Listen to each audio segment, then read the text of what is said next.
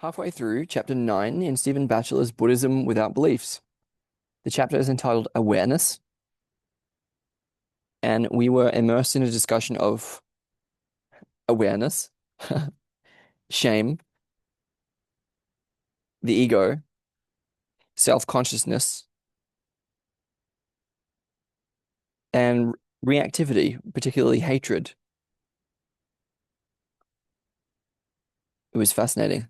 Anyway, we're going to continue with the second half of the chapter, which is a discussion of focused awareness. I'm going to repeat the last paragraph. Quote, by identifying with it, with hatred, quote, I'm really pissed off, we fuel it. Not that we consciously choose to do so. The impulsive surge has such an abrupt momentum that by the time we first notice the anger, identification has already occurred. Suddenly we realize that we're perspiring, the heart is beating faster, hurtful words are choking at the throat, and our fists are clenched. By that time, there is little we can do but watch the anger buffet and batter us. The task of awareness is to catch the impulse at its inception, to notice the very first hint of resentment coloring our feelings and perceptions. But such precision requires a focused mind. Focused awareness is both calm and clear, just as calmness is prevented by restlessness and distraction.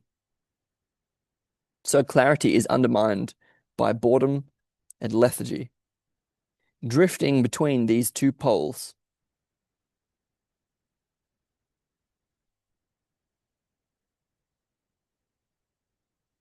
we spend much of our time either slightly hyper or slightly depressed.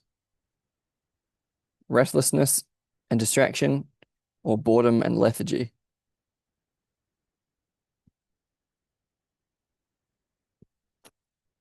Drifting between these two poles, we spend much of our time either slightly hyper or slightly depressed. Restlessness is like a monkey swinging from branches and crashing through foliage. When in its grip, we suffer a compelling urgency to be somewhere, to be elsewhere. If I'm in, I want to go out. If I'm out, I want to come in. We feel imprisoned. We feel imprisoned. We feel imprisoned. Even if we manage to settle down physically, the mind runs amok. The mind runs amok. No sooner have we started meditating than we're off chasing chimeras. Instead of contemplating life and death, I struggle to remember the name of Led Zeppelin's drummer. That was about restlessness, which was oscillating with distraction. Distraction drugs us into forgetfulness. Even when we yearn to be focused on something meaningful, it erupts again. We cannot switch it off. And the more frustrated we get, the worse it becomes. Instead of fighting it, embrace it. Accept that this is how things are right now. I am compulsively distracted. Acceptance might even lead to understanding what it is that we're running from. Instead of giving in to irritation, gently and patiently keep bringing the attention back. Then we may suddenly notice that the turmoil has stopped, as though a storm has passed. There might still be an occasional gust, but for the time being, at least, it is calm. Of course, no sooner does calm establish itself than the doldrums are likely to set in. Distraction is replaced by boredom.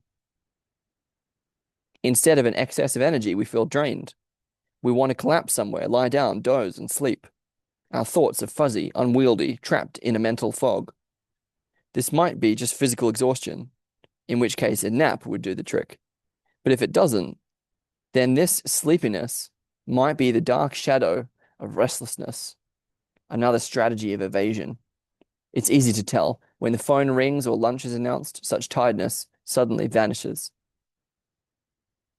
No amount of meditative expertise from the mystical East will solve this problem, because such restlessness and lethargy are not mere mental or physical lapses, but reflexes of an existential condition.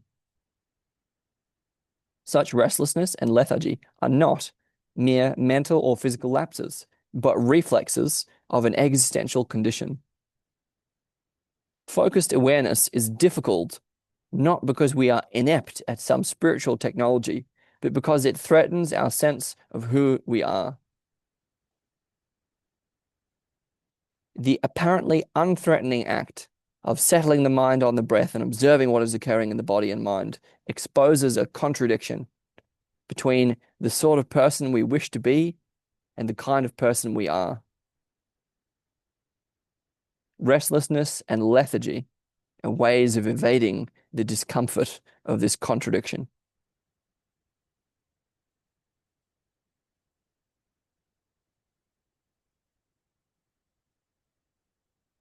At such times, it may be futile to try to force the attention back to the object of meditation. Instead, we need to clarify the resolve that underpins Dharma practice. We need to reflect on our motive, asking ourselves, why am I doing this? Or we may consider the certainty of death and the uncertainty of its time, concluding with the question, what should I do? Such reflections can help ground us in the very reality that restlessness and lethargy are so keen to avoid. When centered in a clear and firm resolve, remembering to be aware can lead to a focused awareness that permeates every aspect of existence. What started as occasional moments of recollection develops into moment-to-moment mindfulness. This is not to say we never suffer from bouts of excitement or lethargy, but it is possible for consciousness to become increasingly wakeful.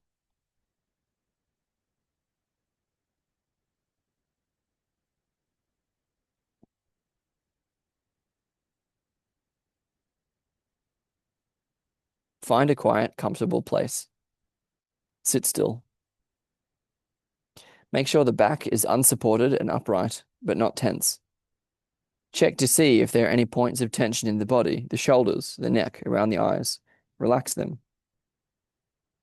Take 3 long, slow, deep breaths. Then let the breathing resume its own rhythm without interference or control. The formal practice of meditation begins with a heightened awareness of the sensory array that is the body. Central to this is breathing. When meditating on the breath, let go of any picture you have of some invisible stuff being sucked in, then pumped out of the lungs. Likewise, if you have an image of the meditating self peering down on the breath from above the head, let that go too. People have that? Wow. Experience the breath as the body experiences it. A rhythm of sensations that starts with the impact of cool indrawn air on the opening of the nostrils and ends with a warmer current leaving that same point moments later. Only when you start paying careful attention to the breath do you notice how complex and subtle are the range of sensations involved. As each inhalation and exhalation takes place, delve deeper into the multi-layered intricacy of this vital act. When you become calm, centered, and alert to the breath, slowly expand awareness to include whatever other bodily sensations are present. Focus your attention on the crown of the head. Then calmly and patiently move over every detail of your scalp, face, and neck, through the torso and limbs to the tips of your toes. Again, don't picture these things to yourself, but experience them sensually as warmth or coolness, heaviness, tension, motion, tingling, itching. Notice any areas where sensation is absent and probe them too. While our mental picture of the body may be idealized and fixed, a version of how we pose to ourselves in a mirror, the sensuous experience of the body is one of complex, interconnected processes that never remain the same for a moment. Nor are these processes just physical. In concert, they reflect our emotional state of the moment: content, sad, buoyant, depressed.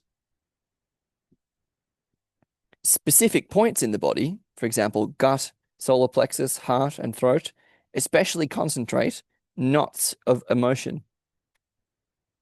Every mental state is also known through a corresponding physical sensation.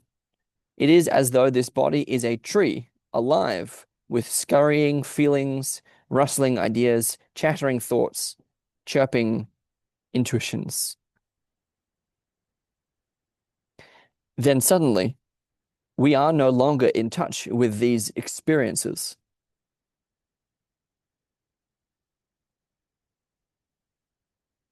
A memory, a fantasy, a fear has snatched us away into the dim, seductive twilight of unawareness. We mentally blink, and the fascinating array of sensations vanishes. A single moment of forgetfulness lets the surge of impulses rush in again and sweep us away. Minutes pass before we even notice that we're distracted. We come back with a shock. Our thoughts are racing, although we may have already forgotten why. Our heart pumping, our forehead sweating. We return shakily to the breath. The practice of mindfulness entails patiently returning to the object of meditation again and again. Once the breath has settled, we can expand awareness once more to bodily sensations, feelings, emotions, thoughts, until the mind is calm and clear enough to detect the very first hint of a disturbing impulse. But it is not enough just to detect it. We need the resolve to resist savoring the memory or fantasy for just a few delectable moments before letting it go. For once it has you under its sway, even for a moment, it will whisk you off again. Mindfulness is not only introspective. Once inner calm and clarity are present, expand your attention to the world around you. The medley of sounds that continuously assail the ear, the play of light, shade, and color discernible even through closed eyelids, the wafting of smells into the nostrils, the lingering of tastes on the palate. When going about your daily business, stop occasionally. Let go of whatever worries, fantasies, or plans are preoccupying you, and imbibe the rich, sensuous immediacy of the moment. The call of a startled blackbird slicing through the bass rumble of a truck.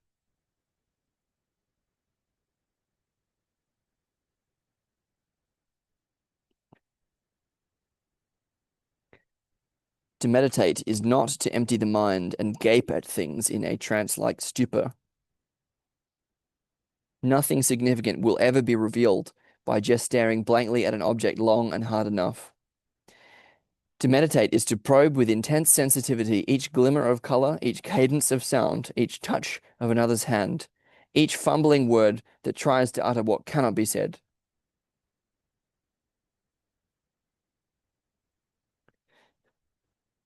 The stiller the mind, the more palpable the dazzling torrent of life becomes. From the bubbling of thoughts to the collapse of empires, this changing world moves inexorably on, driven by conditions, diverted by choices, stunned by accidents. By focusing on each detail of experience with the same scrutiny, awareness discloses how I too am part of this, that there is nothing within me that I can rely on, nothing I can hold on to as me or mine.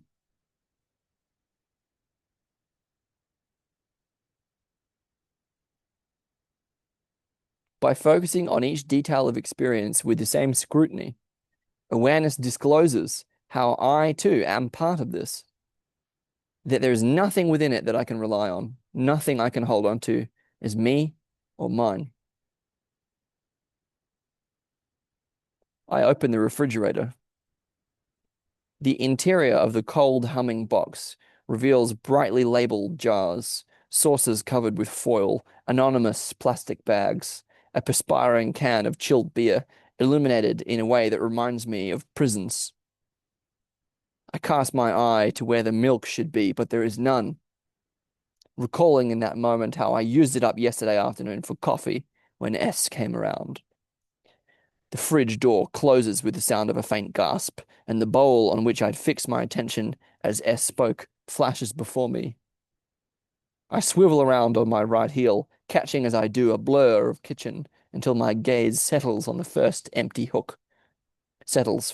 the empty hook by the dog's leash, and then on the keys still lying on the sideboard, where I tossed them yesterday in fatigue and mild irritation.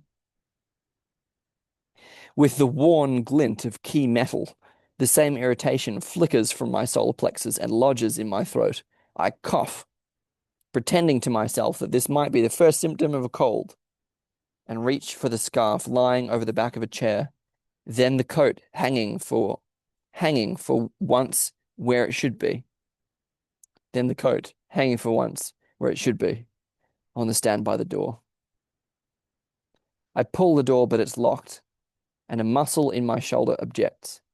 I cross the room for the keys, almost tripping as I do, but conceiving the motion as a dance step, and for a second myself as Nureyev.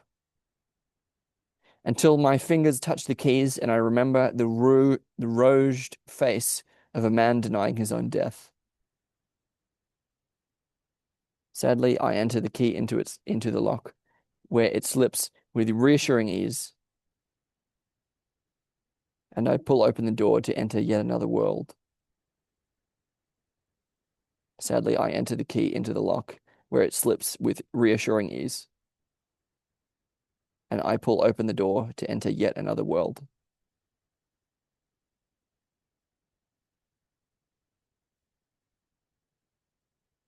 That being the second half of the 9th chapter in Stephen Batchelor, Buddhism Without Beliefs. Again, the quote from the Buddha. And further, a monk knows when he is going, I am going. He knows when he is standing, I am standing. He knows when he is sitting, I am sitting. He knows when he is lying down, I am lying down.